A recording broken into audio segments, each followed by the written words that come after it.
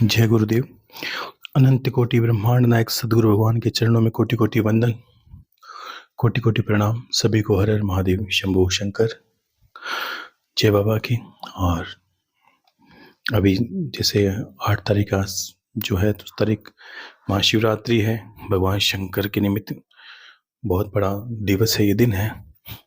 और इस दिन लोग भक्ति भाव जो पूरी दुनिया ही करती है भगवान शिव को, तो कौन नहीं जानता, कौन नहीं मानता। और पूरी श्रद्धा समर्पण से देखो, दिन विशेष को पूजा करनी चाहिए। इंसान को जैसा भी समय मिले कोशिश करें कि उस दिन पूजन पाठ विधि विधान से करें।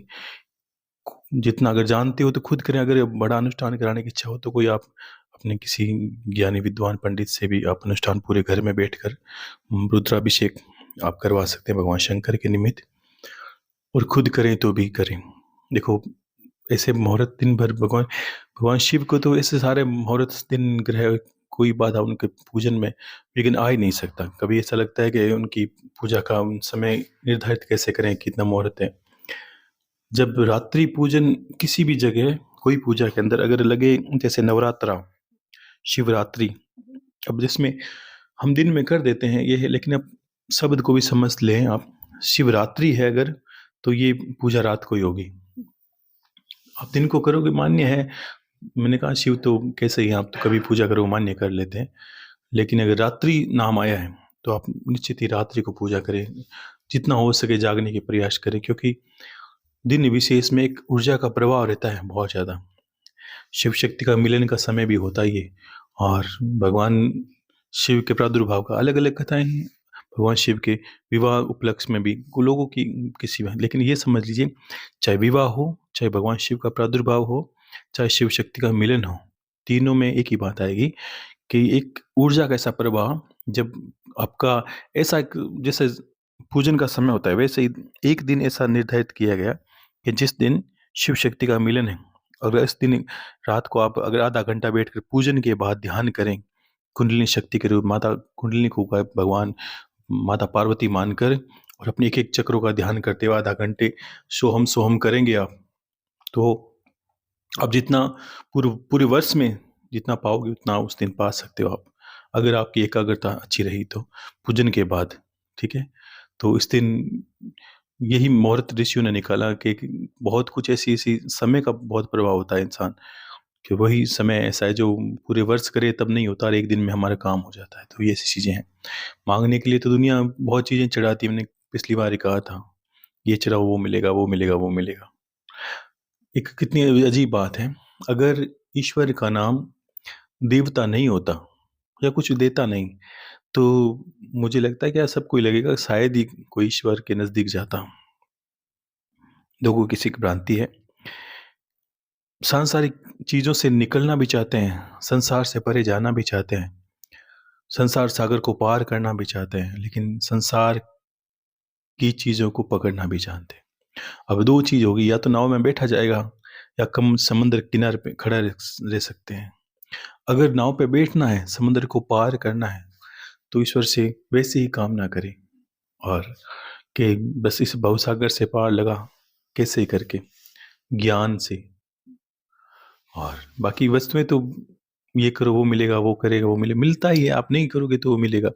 आप पूछते हो, ये तो एक भारतवर्ष है, भारत देश है, हजारों तो नहीं कहूँगा, लेकिन इतने दुनिया में देश हैं, आप जानते हो कि इतने देशों में कहाँ कहाँ हैं जहाँ पूजन होता है, लक्ष्मी को मानते हैं, भगवान शिव को मानते हैं। अब कितने लोग हैं, क्या उनके पास उदर पूर्ति के लिए सामान नहीं है, सुख सुविधा नहीं है? सारी है ना। और मुझे जहाँ तक मुझे पता है, हमसे ज़्यादा भी होगी। अमेरिका जैसे बड़े देश, संपन्न देश है, वहाँ कोई पूजा पद्धति कैसा ही नहीं। तो सांसारिक भौतिक वस्तुएं तो इंसान को बिना पूजन पाठ के भी मिल जाती है। आप ऐसे भी बहुत नास्तिकों को जानते होगे जो कुछ नहीं करते और सब प्राप्त करते हैं। कहते हैं ना, शुद्ध दारा और लक्ष्मी पापी के भी हो। तो ये तो किसी के पास हो जाए, आप पूजा नहीं करोगे तो क्या कोई अर्जन करके ले आएगा। लोग छल कपट करके संपत्ति इकट्ठी कर लेते हैं। हाँ ठीक है, ईमानदारी के धंधे में या कोई तरीके से करते हैं उसमें कम प्राप्ति होती है। उसके उपरांत हमें ये हमें किसी ने रटा दिया कि ये करने से वो प्राप्त हो जाएगा, वो करने से वो होता है, ईश्वर की कृपा से होता है। लेकिन जो भगवान जो हमें संपत्ति देता है, चाहे वो लक्ष्मी की प्राप्ति, संतान जो भी देता है, वो इतनी, अब बोलते हैं कि सुलक्षण जिसको बोलते हैं अच्छे, अगर भगवान 100 रुपए आपको देता है, तो वो 100 रुपए आपके पूरे जीवन का, मतलब दिन भर या कोई आपकी हर जगह अच्छी जगह लगेंगे। ये ईश्वर की कृपा है। और जिनकी किस्मत में छीना झपट ऐसा होता है, ऐसे भी लोग आपने देखे होंगे कि पैसे भी होते हैं, शराबी, कबाबी, नास्तिक या कोई गलत रास्ते जाने वाले, जितने गलत कार्य वो सब करते हैं। पैसे तो वही हैं, आपके पास भी 100 का नोट है, उसमें आपने खाना खाया, जीव जंतु के लिए कुछ किया, परिवार के लिए कुछ किया, हो सके 2 रुपए बचाए भी उसमें। और ऐसे भी लोग हैं जिनके अय्याशी खत्म ही नहीं होती, और पैसों की कोई परवाह नहीं, या कोई पैसे को अंबार खड़ा है। लेकिन कहाँ तक, एक दौड़ है, एक समय है, सबके पास एक समय है, चाह वो उसको पार नहीं कर सकते, ना वो जीवन को ज़्यादा बढ़ा सकते हैं। लेकिन ये एक ऐसी घटना है कि आप मानो, जीवन अगर किसी ने सही तरीके से जान लिया, तो ही वो पार लग सकता है, नहीं तो ये उलझा देगा आपको। थोड़ी-थोड़ी देर में आपकी आवश्यकताएँ ईश्वर को फिर झकझोरेगी। आप फिर आवश्यकताओं के अधीन होकर ईश्वर के मंदिर जाएँगे। आपको जो माँगना है वो माँगना आएगा नहीं। आपको जिस ज्ञान को अपना आधार बनाना है जीवन का, वो आपको बना नहीं पाओगे। बस एक कहते हैं ना, अब पैसों की, रुपयों पैसों की इतनी अंधी दौड़ हो गई है, क्या कहें कि गाना बजाना, नाचना, नृत्य करना, अश्लीलता, दिखावा, नाटक, ढोंग, सब कुछ पैसों ने ढक दिया है। सारी चीज़ों को पैसों ने ढक दिया है। आपकी इज़्ज़त आबरू भी पैसों पर निर्भर करने लगी है लोगों की। तो इतनी अय्यासी फैल गई संसार के अंदर, और कौन ईश्वर को जानना चाहता है? चाहता ही नहीं है। अगर, मैंने कहा ना, सही बात ये है कि अगर ईश्वर कहे, ये तो बहुत अच्छी बात है कि ईश्वर कहीं छुप के बैठा है, ईश्वर कहीं दिखता नहीं है। और अगर दिखे तो कौन माने कि ये ईश्वर है? क्यों? कि हमने जो प्रारूप बनाया ईश्वर का, वो ईश्वर है ही नहीं। सत्य तो ये है, अगर तस्वीर नहीं होती, अगर तस्वीर नहीं होती तो आप भी अमेरिका, लंदन वैसे होते। आपको भी लगता बस एक छोटी-सी प्रे करनी है, बस ईश्वर है ही। क्यों? कि ये तो ऋषियों ने जैसा-जैसा भान किया, स्वरूप को जाना बना दिया। और धन्य है वो टेलीविज़न वाले जिन्होंने हमें दिखाया कि देखो भगवान ऐसे हैं, देखो भगवान ऐसे करते हैं, ऐसे विपत्ति में ऐसे करते हैं। नहीं तो हमारा धर्म क्या था पता है? कि आत्मज्ञान के ऊपर हमारे पूरे धर्म का आधार, और जितने वेद पुराण सबका आधार था आत्म उपासना। और हमने इसको त्यागा, और आज हम ऐसे पचड़े में फंस गए हैं कि मुझे नहीं लगता कि जन्मों जन्म लोग निकलेंगे, और फंसते जा रहे हैं। यही तो जिसको कलयुग कह सकते हैं आप, या समय का अंत कह सकते हैं, कि इंसान ऐसी दुर्गति में चला जाएगा कि पता ही नहीं है उसको क्या करना क्या नहीं करना। वो उसको ये भी भान नहीं है कि ईश्वर की जरूरत उसको क्यों है, उसको यही नहीं पता गुरु उसको क्यों चाहिए। क्योंकि हर रिश्ते में ये कितनी अच्छी बात है कि हर, अगर कल हम लोग बात कर रहे थे, मेरे मुँह से अच्छी बात निकली थी कि अगर कोई, हम हर चीज़ का भोग भोगना चाहते हैं, हम चाहते हैं कि हर चीज़ हमें कुछ बदले में कुछ दे। अगर गुरु है तो गुरु बदले में कुछ दे, भगवान की पूजा की तो बदले में ये कुछ हमें अपने हाथ फैला के दे दे कि ये सोने का सिक्का, ये चांदी का सिक्का, ये धन संपत्ति। यहाँ तक कि जैसे बात हमने की थी कि जैसे घोड़ी की सेवा करते हैं, मान लीजिए, तो घोड़ी की सेवा करते हैं।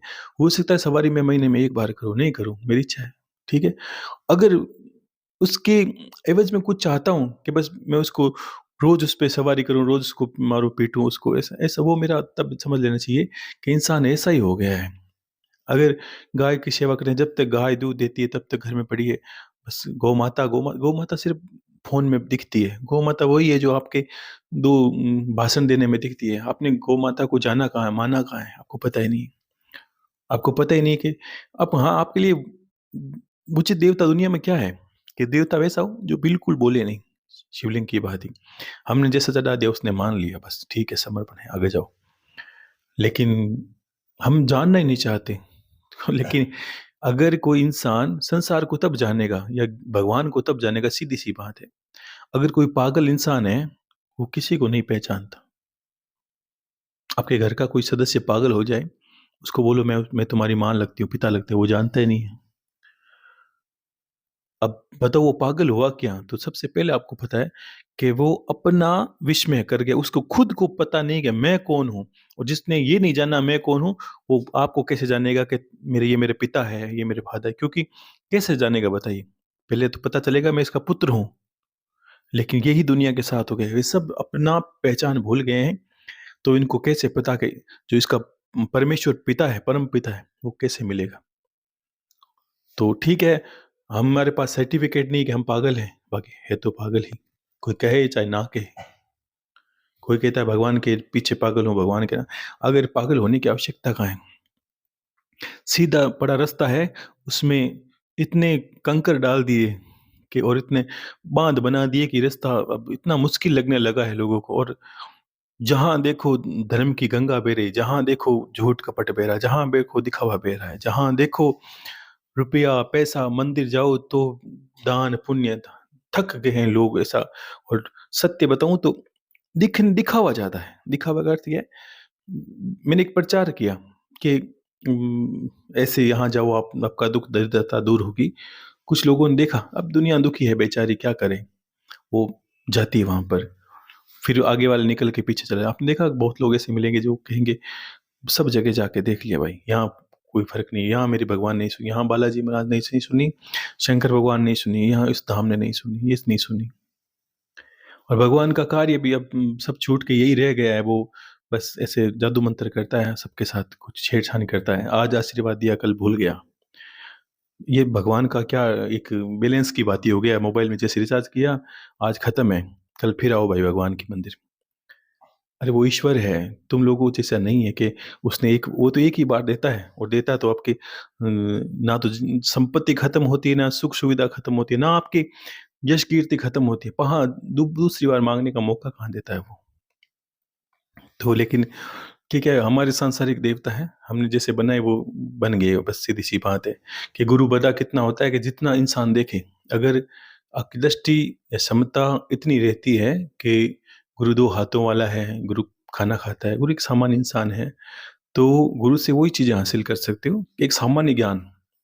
जिस दिन आपने अंतर में मान लिया गुरु परमेश्वर स्वरूप है, गुरु के इतनी भुजाएँ हैं, गुरु बहुत बलवान है, गुरु कुछ भी देने में समर्थ है, आपने अपने सातों शरीरों को मना लिया, जो अंतर है, सूक्ष्म, अति सूक्ष्म जितने भी आपके शरीर सातों, स्थूल कारण से लेकर सारे। अब उन सातों शरीर में ये बात अगर दृढ़ विश्वास कर गई कि गुरु सर्वसम्मत है, गुरु कुछ भी दे सकता है, वो ही शिष्य आगे जाके ईश्वर के मार्ग पर चैन मतलब चलने लगता है, उसको अपना भी रास्ता मिलने लगता है। लेकिन ये मने कैसे? क्योंकि हम चाहते क्या हैं कि ऐसा गुरु, कितनी गुरु कथाओं के मन में बातें की। कभी ऐसा हुआ कि कोई ऐसी परीक्षा देने के लिए कोई नहीं होता, ना ऐसा परीक्षा दिया जाता है लोग। मुख से के ना मुख कहे मन मुकर करे, मुख तो कह देगा, मन कहेगा नहीं-नहीं, एक और देखा जाए, एक गुरु को और देखा जाए, ये गुरु बड़ा ज्ञानी है। हम क्या करते तोल-मोल करते हैं, जैसे एक दुकान सामान लेना है 10 दुकान जाएँगे, भाव पूछेंगे, क्योंकि हमारी जो उम्र है, वो भाव पूछते-पूछते चली गई। हमें मिला कुछ नहीं है, दुकानों में सारा सामान पड़ा है, लेकिन तोल-मोल करने हमारा जो अंतर की स्थिरता है, वो आई नहीं है अभी तक। हमने चाहे ज्ञान से जाना, चाहे विज्ञान से जाना, या तो सुनने में कमी रहती है या हमें जानने में कमी रहती है, कि हम गुरु को कितना बड़ा मानते हैं, शब्द को। गुरु एक शब्द ही है। अगर एकलव्य की बात पिछली बार की थी, एक मूर्ति को ना जो ना बोलती है, ना कुछ कहती है। मैं तो भला आपसे कुछ कह रहा हूँ, लेकिन वो बोलती भी नहीं है मूर्ति। उसका समर्पण देखिए, चरणों में प्रणाम किया, हे गुरुदेव, अंतर में ध्यान किया, हे गुरुदेव, आप जहाँ भी हो, बस मेरे हो, आपने मना किया क्या? लेकिन मैं आपके चरणों में हूँ। ऐसा एकलव्य ने माना और नित्य प्रणाम करके अभ्यास करता। और ऐसे अभ्यासी को भला क्या प्राप्त नहीं हो सकता? वो संसार में कोई भी प्राप्त करने या प्राप्त करने योग्य वस्तु नहीं है, जो वो नहीं कर सकता। वो सब कुछ प्राप्त कर सकता है, क्योंकि उसका समर्पण इतना खतरनाक है, आप समझ लीजिए। वो मूर्ति में प्राण डाल देता है, रुदन करके प्राण कर, बस अब कर दिया ना, अब करेंगे, अब करना है। लेकिन यहाँ क्या होता है कि समस्या इतनी ज़्यादा है, एक संसार है तो समस्याएँ भी हैं और पीड़ा है, कठिनाई है, लेकिन हर बार निकलते हैं। लेकिन फिर नहीं आती। ऐसा कभी सोचा है कि एक ही बार एक समस्या हो और उससे निकल जाएँ, बाद में कभी समस्या हो नहीं। जीवन कैसा डरा-डरा आपके अंदर आप झाँको, डरे-डरे रहते हो आप। ऐसा लगता है कि पता नहीं कल क्या हो जाएगा, पता नहीं मेरे घर के लोगों के साथ क्या हो जाएगा, पता नहीं मेरे परिवार के साथ। अरे! होगा, ऐसा क्या है जो नहीं होगा? दुनिया को देखो, आप तीसरी पीढ़ी को नहीं जानते कि आप किसके संतान हो, वो भी नहीं जानते आप। तो आप भी इसी अंधेरे में चले जाओगे। क्या आप क्या कर रहे हो, क्या पालन कर रहे हो? अपने आप को जान लो, तो ईश्वर को जान लो। ईश्वर कौन है? वो माता-पिता है और अपने आप को भूल गए हो आप। वो जानोगे नहीं, आत्मा है, स्वरूप को नहीं जानोगे तो परमात्मा को कैसे जानोगे? और जब तक नहीं जानोगे, पागल आदमी का क्या भरोसा? उसको तो आप कुछ भी मना लो, मान लेगा। देखो ये भगवान है, हाँ ठीक है। नहीं, ये नहीं, ये भगवान है। भगवान जो वास्तविक स्वरूप है, अगर जिस दिन आप आत्मज्ञान प्राप्त कर लोगे, आप कहीं नहीं सर टिकाओगे, आपका सर झुकेगा ही नहीं, किसी नाम के आगे नहीं झुकेगा। क्यों? कि आप खुद ही इतने समर्पण में चले गए हो कि दुनिया आपके आगे सर झुकाने लगेगी। इसका कारण क्या है? भगवान के विराट स्वरूप को कभी जानो आप, कि भगवान कृष्ण ने अर्जुन को अब ये विराट रूप दिखाया। ये विराट रूप क्या था? ये विराट रूप ये है कि पूरी प्रकृति को देखो। अगर मैं पूछूं, ये तो मैंने कहा ना, भला है टीवी वाले का, उसने बता दिया कि भगवान के 20 शीश हैं, ये रुद्र भी हैं, वो ऐसे भी हैं, आदित्य भी हैं, वो सब कुछ है। अगर वो नहीं दिखाए तो हमारा क्या होगा पता नहीं, क्योंकि हमने वो ज्ञान तो हासिल नहीं किया कि आंखें बंद करके उसको जाने विराट रूप को। विराट क्या है? ये ब्रह्मांड को विराट कहा। ये जो ब्रह्मांड है ये विराट है। इसमें सब रहने वाले, सब मतलब आप भी शामिल हो उसमें। आप में भी परमात्मा है। उसने कहा, अर्जुन जो भी तुझे दिखता है वो मैं ही हूँ, तेरे अंदर भी बाहर भी। अब बताओ, अब जब आपके अंदर परमात्मा है और आप जाके दीवार पर सर रो रहे हो, हे भगवान मुझे भला कर, मेरा भला कर, लेकिन अंदर तक बात नहीं पहुंचा पा रहे हो आप। अपने अपने अंदर को जानो, कैसे जानोगे? क्या नहीं, भटकता देवता। ये ऐसे श्रापित देवता की बात होगी कि हमें एक श्राप मिला है। आत्मा क्या है? ये श्रापित है, संसार के अंदर चक्कर में फंसी है, 84 लाख योनियों में चक्कर में फंसी है। जैसे हमें श्राप मिला है, ऐसे मान लीजिए। और क्या श्राप क्या मिला है? बस आप अपनी अस्तित्व को भूल जाओगे। और वो कैसे जानेंगे अस्तित्व को भूले? जब तक भूले भटके रहेंगे तब तक 84 लाख योनियों में चले जाएंगे, जीव जंतु।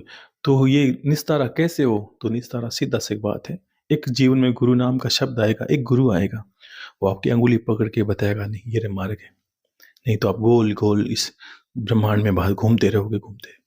वो आपको अपना निज धर्म, आपका निज कार्य बताएगा कि तुम ही आत्म स्वरूप हो, कहाँ भटक रहे हो। बाबा की जो इतनी इतनी अमृतवाणी कही थी ना, वो मेरे जीवन का निचोड़ है। समझो आप, कैसी कैसी बातें बाबा कहते हैं कि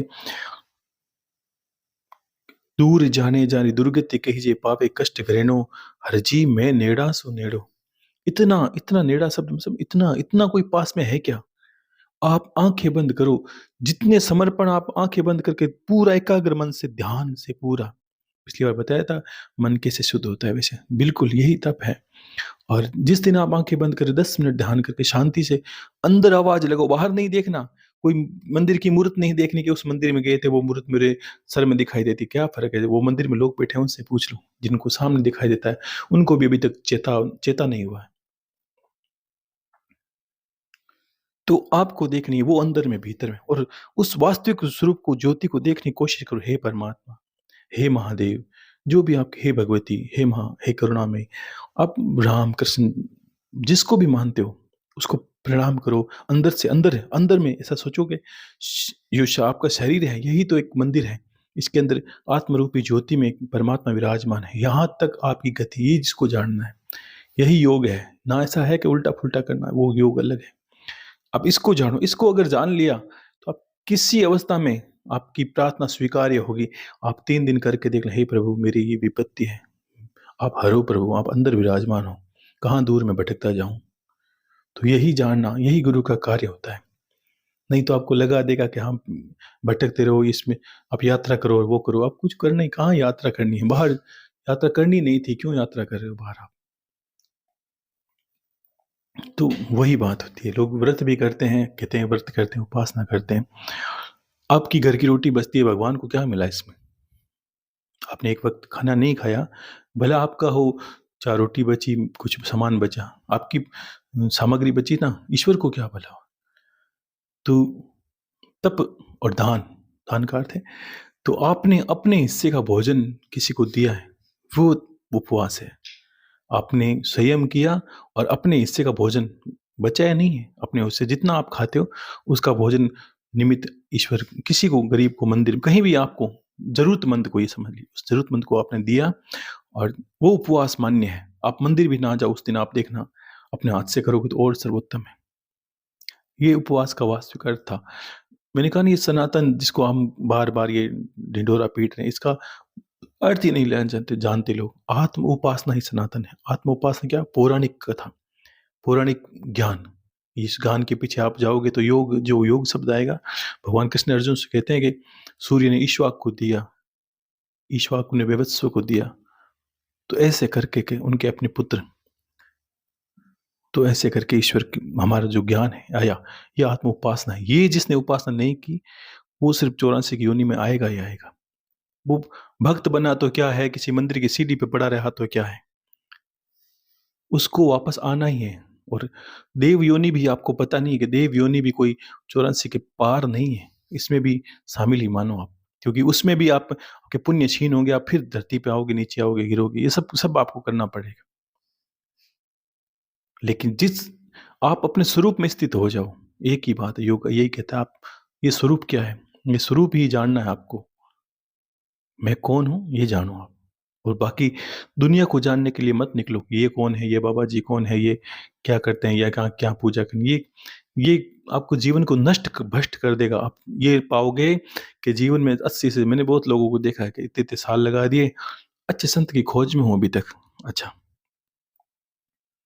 ना उनको अच्छा संत मिला, भटक भटक के अपनी आयु निकाल दी, और कोई नहीं, आप बैठोगे उस दिन संत घर पे आ जाएगा, आता है ना, गुरुदेव की बात अपने आप आएगा, आपको कहाँ जाने की आवश्यकता है,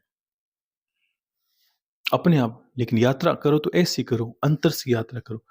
ये यात्रा ही, ऐसा नहीं कि आप बैठे बैठे को सोचोगे ये आएगा, लेकिन ये बैठने में यात्रा है। अपने मन को स्थिर करके, एकाग्र होकर जब आप ध्यान से किसी ईश्वर का स्मरण करते हैं, गुरु का यान करते हैं, तो सब कुछ पास में आता है। ब्रह्मांड में सभी वो घटनाएं, सब वो चीजें, कितनी विज्ञान बढ़ा। देखो आज जो पुराने लोग जो गायक थे वो जल बसे मान लीजिए, आज भी उनके गाने आप इंटरनेट से चलाओगे तो आ जाएंगे। अब कहाँ इंटरनेट है, किसने डाले पता नहीं, लेकिन आपके पास कैसे आ रहे हैं, फोन में कभी देखा है? मैं कहाँ बोलता हूँ, आपकी आवाज़ें कैसे आ रही है, तरंगे क्या है? कभी विज्ञान को समझा नहीं। हम तो मूर्ख हैं, उपयोग कर लेते हैं, हम इसको जानना कोशिश नहीं करेंगे कि हमारे पास आए कैसे, यहाँ पर कहाँ ब्रह्मांड में छुपा गाना है, वो चल रहा है आज भी, वो जो मर चुका है वो भी दिखाई दे रहा है इसके अंदर। किसने फोन में डाला, कहाँ से कहाँ दिखाए। वैसे ही ये को आप विज्ञान की बात, फ्रीक्वेंसी समझो, तो वैसे गीता, भागवत, जितने भी सब कुछ है, स्टॉक है, हम देख नहीं पाते, नहीं तो हमें ईश्वर के भी रूप दर्शन हो जाते। इसलिए हम कहते हैं योगी तो अमर है साहब। परम लोक एक सत्ता है, एक लोक, जिसको आप कुछ भी कह सकते हैं, लोग अलग अलग बनाते हैं। कोई कहते हैं कि सिद्धों की जगह सिद्धाश्रम है, कोई कुछ कहते हैं, बहुत है, हाँ बिल्कुल है, सब जो सुना है वो सब कुछ है इस संसार में। लेकिन हमें क्यों नहीं दिखाई देता? इसलिए दिखाई देता कि हम भौतिकता से ऊपर ही नहीं उठते। दिखेगा कैसे? 24 घंटे में 1 घंटे तो सोचते हैं कि बस भगवान मिल जाए, बाकी 23 घंटे, बाकी 23 घंटे में ये रामायण खत्म ही नहीं होती। रुपया, पैसा, धंधा, ये घाटा, नफा, घाटा, नफा। शांति से जीना नहीं चाहते, क्योंकि जरूरत तो सबकी पूरी होती है। देखो ना, भगवान ने पेट भरने की जिम्मेदारी ली है आपकी, भगवान ने आपके पेट ही भरने की जिम्मेदारी नहीं ली। यहाँ क्या है कि एक पेटी बहुत बड़ी है, उसको भी भरना है ना, क्योंकि ऐसे स्टॉक कर रहे हैं जैसे आने वाली पीढ़ियां विकलांग होगी। जब हम पढ़ते थे स्कूल में, गुरुजी बात कहते थे कि पूत सपूत तो क्यों धन संचिए, और पूत कपूत तो धन क्यों संचिए। अगर पूत सपूत है, पुत्र अगर ज्ञान दोगे, अच्छा सब कुछ उसको लक्षण बनाओगे, तो सपूत को आवश्यकता नहीं है, वो खुद अर्जन कर लेगा, ठीक है। और पूत कपूत तो क्यों धन संचिए, कि इसलिए नहीं करना क्योंकि वो तो आप कितना ही करोगे, वो कैसे कर गलत रास्ते में जाके लगा देगा, तो दोनों स्थिति में आपको संचय करना ही नहीं। आपको तो उसको ज्ञान देना है, एक मार्ग, एक पथ प्रदर्शक बनकर, अच्छा पिता बनकर उसकी जिम्मेदारी एक समय तक उठाइए। माताओं बहनों को भी कहा था कि जब सास बनती तो अपनी जिम्मेदारी को छोड़ने का प्रयास करें। आप पकड़े नहीं, सारी चीजों को पकड़ोगे ही तो जो पकड़ा रहेगा भला वो कैसे छोड़ेगा। आप सफर भी करना चाहते हैं, अपने घर को छोड़ना ही नहीं चाहते, तो ये तो संभव नहीं है। तो छोड़ने, सफर को करने के लिए घर को छोड़ के सफर गाड़ी में चढ़ना होगा, लेकिन अब तो यहाँ चाहते हैं घर भी गाड़ी के साथ ही चले, ये तो संभव नहीं है। शांत रहिए, जैसी स्थिति में शांत रहो।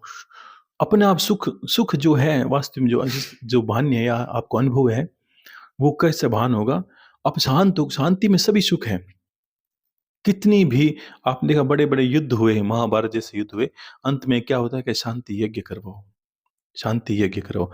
पूरा यज्ञ होने के बाद भी शांति, शांति, ये शांति बहुत बड़ा शब्द है, छोटा नहीं है। आप कमा लोगे, अंत में शांति चाहिएगी। बहुत कुछ हुगदड़बाजी करोगे, अंत में शांति चाहिएगी। दिन भर में थक हारोगे, कितनी कमा लोगे, लेकिन अंत में ये कहोगे अब शांति से थोड़ा बैठ जाऊं। तो ये शांति देखो कितना जीवन का आधार है। एक कितनी लाइन मैंने अच्छी पढ़ी थी कि बहुत खुश हैं वो लोग जिन्होंने जीवन को जान लिया। कैसे?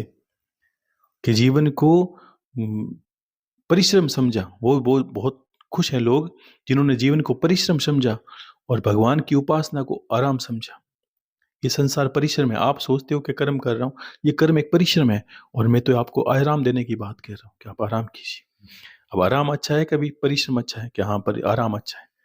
तो ईश्वर की उपासना सदा आराम ही है, कभी इसमें नहीं। तो हमें देखो, संसार को श्रम अगर आराम समझते हैं तो आप मानो कि आप 9 दिन अनुष्ठान करोगे तब भी आप सोचोगे कि करना पड़ेगा, क्योंकि आपके लिए वो परिश्रम जैसा लगने लगा है। जबकि आप देखिए मैं क्या रहा हूँ, आपको बैठना है, एक माला पकड़नी है, ईश्वर को याद करना है, तो आप अंतर में अनुभव करो, वो एक आराम है। तो ईश्वर आराम में मिलता है, परिश्रम में नहीं मिलता। ये संसार कहते हैं बहुत सुखी हैं वो लोग जिसने समझ लिया कि संसार एक परिश्रम है और ईश्वर की उपासना ही आराम है। आराम में सब मिलता है। और सीधी सी बात इतनी है कि आप जितने भी कार्य करो, ईश्वर को कैसे प्राप्त करो, बहुत आसान है। अगर ये माने कि बहुत उल्टा लटकना है, जटाएं बढ़ानी, ये करना है, वो करना है, कुछ नहीं करना। आपको सिर्फ सेवा समझनी है। कोई भी जीव की, जीव एक जीव पाल सकते हो, जीव जंतु कोई भी एक इस जीव की सेवा पकड़ो और उसको पकड़ो, बस ये भगवान है, एकदम जीता जागता भगवान है। जैसे आपके पास गाय है, नंदी है, आपको चाहे अश्व का शौक हो, चाहे कोई भी, उसकी अगर सेवा आपने पकड़ ली और ये मान लिया, अंतर में ये मान लिया ये भगवान है, और फिर देखो आप कैसे योग में आगे बढ़ते हो। आप देख लें बड़े बड़े योगियों को देखोगे आप, वो तो उनके गाय तो पालने के लिए होती है, वो ऐसा नहीं कि खुद करेंगे सेवा, खुद उनके जो चारा डालते हैं उसको प्यार करते हैं, सारा खुद करेंगे। तो ऐसा नहीं कि रखे हुए लोग, खुद करेंगे।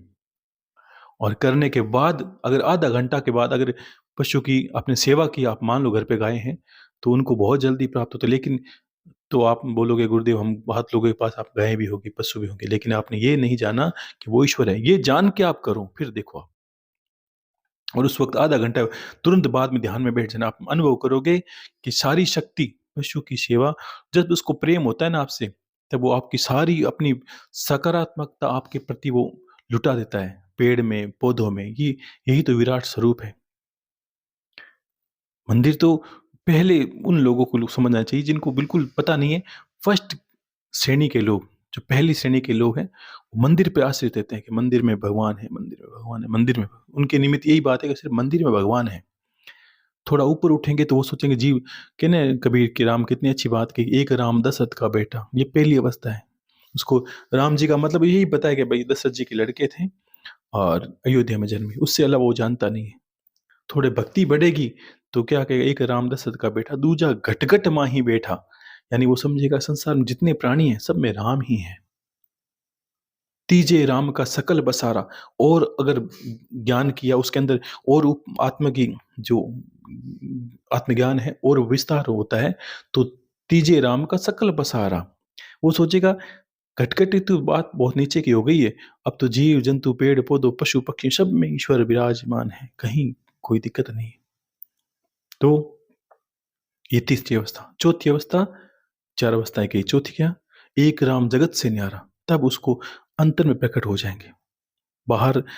तब यही तो कबीर दास समझे कि कबीरा बहुत भटकिया, तीनों रामों को खोजने के लिए, और मन ले अब तो विश्राम। विश्राम आ गई बात, मैंने कहा ना आराम में भगवान मिलता है। मन ले अब विश्राम, ढूंढत ढूंढत जुग भया, तिल के ओटे राम। इतना आसानी तो है, उसको ये कर दिया आप, ये करो और आप यात्रा करो और आप वो जाओ और आप कहीं, कुछ करने की आवश्यकता कहाँ थी।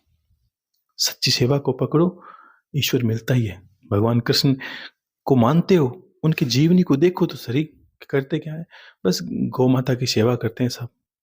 बाबा को मानते हैं, बाबा बाबा घोड़ियों की सेवा करते हैं, गौ माता की सेवा करते हैं। जिसके भी जितने भी ईश्वर के स्वरूप हुए, वो सब ने एक सेवा, क्योंकि उसे पता है वो परमात्मा सब में विराजमान है।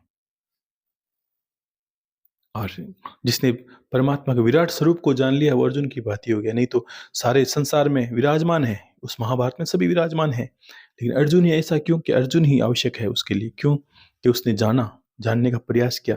बाकी वहां रह के भी अंधे, उन्हें वो भगवान साथ में ही है। भगवान तो अलग कहाँ थे, भगवान तो उनकी रात दिन पास में बैठे थे, कौरवों के पास भी थे, पांडवों के पास। बुद्धि किसकी काम की कि ईश्वर है, ये कहे वैसा करना है, नहीं करना कर सकते। ये कर्मों का फेरा होता है इंसान की, ठीक है। तो और एक बहुत प्रश्न बार बार आते हैं कि गुरुदेव कोई तंत्र मंत्र हो गया, मान लीजिए ऐसी नकारात्मकता है किसी के व्यापार में। देखो व्यापार के मैंने दीपक का बताया था, और कभी कभी ऐसा होता है कि सब सकारात्मकता होने के बाद हमें ऐसा भान होने लगता है कि दुकान पे किसी ने कुछ कर दिया। देखो मैंने कहा जितनी संसार में नाम है सब वस्तुएं हैं, चाहे आप भूत प्रेत टूना टोटका जितना सब कुछ है, लेकिन अगर सात्विकता आपकी ज्यादा रहती है तो वहां कोई चीज आती नहीं। इसका अर्थ पिछली बार यही कहा था, हवन वगैरह बहुत बड़ा करने की आवश्यकता। आप अगर घर को साफ रखोगे तो आपके घर के अंदर गंदगी कैसे आएगी। बस अगर कलुषित रखोगे और खराब रखोगे तो गंदगी आएगी, सीधी बात है। और इसके उपरांत भी आपको लगता है, बहुत लोगों ने यही कहा कि हमारी नज़र लग जाती है, ये हो जाती है, परिवार में किसी को दोष हो जाता है, कभी बीमारियां हो जाती है। देखो आप ऐसा करो कि अपने, ये एक चीज देखी होगी कभी कि कद्दू, नाम सुना है कद्दू, पेठा, जिसको पेठा बोलते हैं, और शास्त्रों में इसका नाम है कुष्मांडा। ये अगर कोई किसी को बहुत तंत्र मंत्र की समस्या हो ना, तब तो एक पौराणिक शब्द है इसमें। अब हम बोलते हैं नव देवी का स्वरूप होता है, नवदेव नवदुर्गा। बोले प्रथमम शैलपुत्री च द्वितीयम ब्रह्मचारिणी तृतीयम चंद्र घंटेति कुष्मांडेति चतुर्थकम। पेठे का नाम, कद्दू का नाम कुष्मांड है, कुष्मांड इसका नाम होता है। और ये एक बलि प्रथा के भांति आता है। अगर किसी को बहुत समस्या रहती है तंत्र मंत्र की, ऐसा लगता है बहुत ज्यादा घर पे कर रखा है किसी ने, अगर नवरात्रि के दिन ये कर ले, ऐसे तो सामान्य कर सकता है, नवरात्रि के दिन उसके ऊपर से वो 7 बार ऐसा, अगर मान लीजिए कुछ होता है तो उसके सिराने पर रख दीजिए रात को, उस पे वो जो कद्दू है उसको, और सुबह देवी के मंदिर में जाके चुपचाप रख के आ जाए। कोई कोई भी देवी के, जहाँ देवी का मंदिर हो, सुबह मतलब ब्रह्म मुहूर्त में जाके वो कद्दू को रख के आ जाए, और प्रार्थना कर दे भगवती से, मेरे सभी कलेशों का निवारण करो, रोग दोष या तंत्र मंत्र का, तो उसी दिन तुरंत खत्म हो जाएगी। उस दिन तो एक दिन की बात है, नवरात्रि कोई भी 4 नवरात्रों में कुष्मांड यानी चौथे दिन के दिन, क्योंकि कुष्मांडा तो देवी है, उनका परम प्रिय, आप ये बलि मान्य हो जाती है। समझ लीजिए कि आपके अंदर जो भी विकार थे, भगवती क्या करती है कि बलि लेती है। महिषासुर की बलि ली, भैंसासुर की बलि ली, सबकी बलि लेती है। तो हमारे अंदर ये क्या, हमारे अंदर भी कैसे, हमें अगर कोई हमारे पीछे प्रेत छोड़ता है, कोई भी करता है, यानी अंदर वो विकार, यानी प्रेत मान लीजिए, उसे भैंसासुर मान लीजिए, जो भी असुर मानते हो, असुरी प्रवृत्ति या कोई नकारात्मकता हमारे पास आ जाती है, तो देवी कुष्मांड के रूप में उसका बलि ले लेती है। हमें वो रात भर उसके सिराने रखना है और सुबह भगवती के मंदिर में चढ़ाना है। तब कितना ही पुराना तंत्र अगर किया हो और कोई भी चीज हो, वो नष्ट नष्ट हो जाएगी। उस कद्दू का पहला प्रयोग आप कर सकते हैं। दूसरा, अगर किसी को वो वही चीज अगर लगे कि अब नवरात्र तो दूर आने वा अभी गए थे मान लीजिए, और तो आप कद्दू पे आपने देखा बहुत ऐसे तांत्रिक आपको मिलेंगे। कद्दू तो हालांकि एक चीज है, देखो कुछ चीजें वैज्ञानिक दृष्टि से समझ लो आप, कद्दू, नींबू और लौकी और नारियल, ये 4 बलि के रूप में आते हैं। इन चारों को अगर 7 बार उतारा करके भी आप कहीं चौरा, मतलब कद्दू है या कोई ऐसी सुनसान जगह पे या कोई मंदिर स्थान में छोड़ देते हो, तो उस वक्त उसकी सारी नजर नकारात्मकता खत्म हो जाती है। उसके लिए आपको आवश्यकता नहीं कि आप कोई तांत्रिक बनना है, मांत्रिक बनना है। इसकी विशेषता ऐसी है, पीछे से आप करोगे तो आपके हाथों से अच्छा होगा। दुकान पे करते हो तो आप संध्या के समय, बुधवार के दिन आप संध्या के समय कद्दू पे थोड़ा-सा कपूर रखिए। आपने देखा बहुत लोग, यहाँ नहीं, आप उस साइड जाओगे ना, जब दक्षिण की दिशा में, केरला के साइड आप देखोगे बहुत नज़र या घर का उतारा करते हैं ना, तो कद्दू के ऊपर कपूर रखते हैं और ऐसे घर के द्वार से 7 बार घुमा के उसको ज़ोर से फोड़ देते हैं, भगवती का नाम लेकर, तो सारी नज़र खत्म हो जाती है। दुकान पे ऐसा कर सकते हो। दुकान पे करो ना तो 7 बार दुकान के अंदर घुमा के उसको, आप जो गुल्लक रखते हो वहाँ पर व्यापार में, 7 बुधवार के दिन रख कर चौराहे पे जाके ज़ोर से देवी का नाम लेके, हे माता कुष्मांडे, ये बलि तुम्हारे समर्पित है। मेरी जितनी नकारात्मकता है उसका नाश करो। उतने में उसका नाश हो जाएगा। बंदी होती है, चीज़ें होती है ना, बंदियाँ हो जाती है। अगर कोई ज़्यादा बीमार रहता है तो उसको सर के ऊपर कद्दू रखो बुधवार को, और कद्दू कैसा रखना, हल्का पीला होना चाहिए, हरा-हरा नहीं। कद्दू ऐसा काम लो जो पीला पका हुआ हो, उसके सिरहाने पर रख दीजिए वो। रात को बुधवार को लेना है, और गुरुवार के दिन आपको किसी भी मंदिर, उस वक़्त आपको देवी के मंदिर आवश्यकता नहीं, किसी भी मंदिर में सुबह सूर्य उदय से पहले वो कद्दू रख के आ जाना है। अर्पित के रूप में, हे भगवती, इसमें नकारात्मकता का नाश हो, इसमें कोई भेद बाधा वगैरह तंत्र मंत्र टोना टोटका, तो आप मानोगे नहीं, 1 या 2 बुधवार, पहले बुधवार से आपको फ़र्क लगेगा। बुधवार को रात को रखना है, गुरुवार को मंदिर में सुबह चढ़ाना है। ठीक है ना? हल्का पीला होना चाहिए कद्दू, पका हुआ। वो बात, बच्चों में नज़र रहती है तो आप बच्चों के ऊपर छोटा कद्दू लेकर उसके ऊपर कपूर रख के 7 बार सीधा घुमा के, 7 बार उल्टा घुमा के उसको चौराहे पे छोड़िए। चौराहे पे जाके ज़ोर से गिरा दीजिए बस। करना इंसान को है, माताएँ-बहनें इसको नहीं करेगी। माताएँ-बहनें कर सकती है, चढ़ाने के लिए अगर कोई जाए तो पुरुष ही जाए, और फोड़े तो भी पुरुष ही फोड़े, माताओं-बहनों को नहीं फोड़ना है। ठीक है ना? पुरुष के हाथों से करवा सकते हैं ये। तो ऐसे-ऐसे ये वैज्ञानिक दृष्टि है। एकदम नींबू से आप करोगे तो वो क्या करती है, उसके अंदर एक एनर्जी होती है, वो नेगेटिविटी को खींच लेती है, और भगवान को बलि चढ़ाने में यही आती है। अगर अगर मान लो भैरव जी का यज्ञ करें या कोई बलि आती है, वैसे पहले नर बलि होती थी, लेकिन ये चारों का स्वरूप ऐसा है। तो देवी को देखा आपने नींबू काटते हैं, ये क्यों खाते हैं? आपके ऊपर से 7 बार किया, थोड़ा-सा उस पे सिंदूर लगाया, देवी को खड़क से काटे, चाकू से ज़ोर से काटना होता है। तो ये बलि मान्य हो, हे भगवती ये बलि ले, बलि मान्य हो जाती है। बलि का अर्थ क्या है? भगवती लेती क्या बलि है? वो क्या करती है? देव पुरुषों को, सज्जन जनों को बचाती है, और दुर्जन जनों को, भूत प्रेत चांडालों को नष्ट करती है। हम तो सज्जन हैं और हमारे अंदर चिपक गए हैं भूत प्रेत, नेगेटिविटी, नकारात्मकता। अब उसका वो बलि लेगी, बलि के रूप में हम उसका लेगी। तो हमें क्या करते हैं, हमारे ऊपर से जो उतारा करते हैं ना, तो वो नेगेटिविटी उसमें नींबू में आ जाती है, लौकी में आ जाती है, कद्दू में आ जाती है, नारियल में आ जाती है। और हम ज़ोर से खड़क को फोड़ते हैं, तो उसके साथ जैसे ही वो ज़ोर से फूटेगा, फूटते ही हमारी जो बलि के रूप में जो नकारात्मकता है, आप देखोगे आपके अंदर यश कीर्ति बढ़ेगी, आपकी नकारात्मकता का विनाश होगा, बीमारियाँ खत्म हो जाएगी। और ये आगे तो आप प्रयोग कर सकते हो गुरु बुधवार को पूरे घर में, अगर अशुद्धि रहती है, ऐसा लगता है, डर-वर लगता है, या कोई अशांति रहती है, कोई चीज़ें लगती हैं, तो बुधवार को सब उस कद्दू को एक अलग-अलग नहीं लाना, सब लोग एक ही कद्दू को हाथ लगा लीजिए और कहीं रख दीजिए घर के अंदर। घर के बीच में रख सकते हैं, वो रात भर में सारी नकारात्मकता को खींच लेगा। सब घर के, ऐसा नहीं कि घर के इतने लोग हैं, कितने कद्दू लेके आए। अगर कोई व्यक्ति विशेष है तो एक के लिए लाए, नहीं तो पूरे घर के लोग उसे हाथ लगा लें, घर के बीच में रख दें, और सुबह उसको, घर का मुखिया है या कोई बच्चा है या कोई जो पुरुष हो या लड़का हो, वो मंदिर में जाके रख के आए गुरुवार के दिन। ठीक है ना? तो आप मानोगे भूत, प्रेत, तंत्र मंत्र सारे इसी से विनाश हो, उसमें चले जाएँगे अपने आप उसके अंदर। किसी के अंदर है तो वो सिराने रख दिया करो रोज़ बुधवार को, 1-2 बुधवार करके देखो आप। बुधवार के दिन रखोगे और वही कद्दू जाके मंदिर में चढ़ाओगे, तो उसके अंदर जो खिलाया-पिलाया तंत्र मंत्र जो भी उसके साथ किया है प्रयोग किसी ने, वो सारा उसमें चला जाएगा कद्दू के अंदर।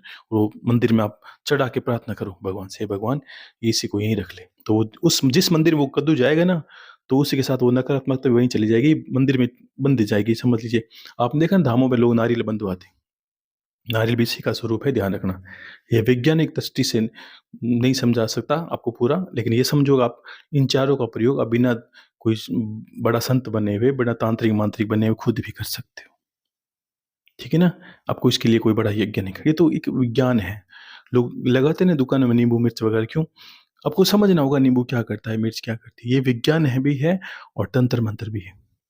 तो हम क्या नहीं जानते तब तक हम हमारे लिए लोग कोई देखो तब तक दुनिया ठगेगी, ठीक है? तो ऐसा आपको ध्यान रखना है। और बाकी देखो ये चीज़ें हैं निकलने के लिए, हाँ, इंसान कभी कीचड़ में फँस जाता है तो पैर साफ करने होते हैं, निकलना होता है। लेकिन ध्यान रखें अगर निकले हैं तो संसार का ध्यान कम करें। अगर शुद्ध सात्विक हो गए हैं तो कोशिश करें प्रभु की भक्ति करें। और जिस घर में प्रभु की भक्ति होती है और नित्य हवन आदि होते हैं, पूजन पाठ होता है, वहाँ ऐसी आवश्यकता पड़ती ही नहीं है लोगों को बिल्कुल भी। ठीक है ना? तो ये ऐसा-ऐसा प्रयोग करके आप कर सकते हो। देखो चीज़ें हैं तो करो आप, कोई दिक्कत नहीं है। लगता है समस्या है तो निकलना तो है ही, ठीक है?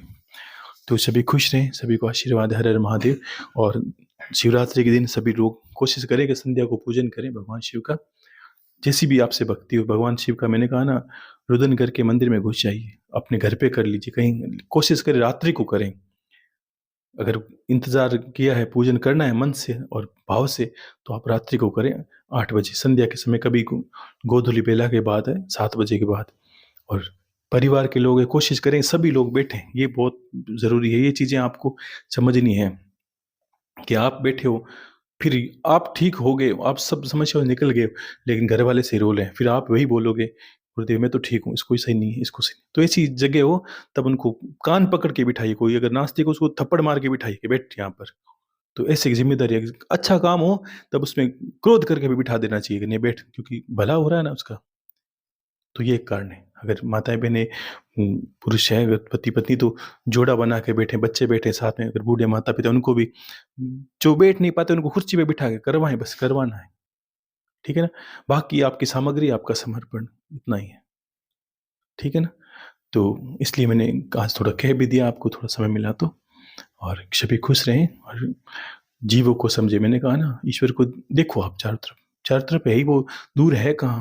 बस आपकी दृष्टि खुली, दिखा, कि नहीं अंधे को दुनिया कैसे दिखेगी? आँखें खोलो तो दिख जाएगी, वही बात है।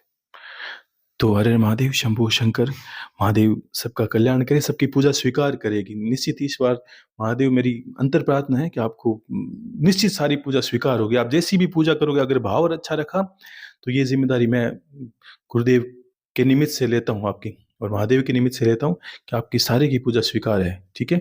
अगर भाव नहीं अच्छा हुआ, तो सामग्री भी व्यर्थ है आपकी। ये पूछने की आवश्यकता नहीं, गुरुदेव क्या चढ़ाऊँ?